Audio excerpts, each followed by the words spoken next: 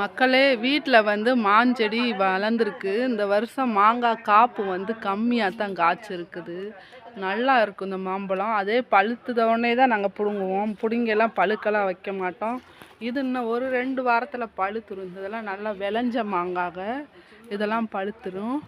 மேலே இருக்க மாங்காய்லாம் பார்த்துக்குங்க. இந்த வருஷம் காப்பு கம்மியாக தான் பிடிச்சிருக்கு.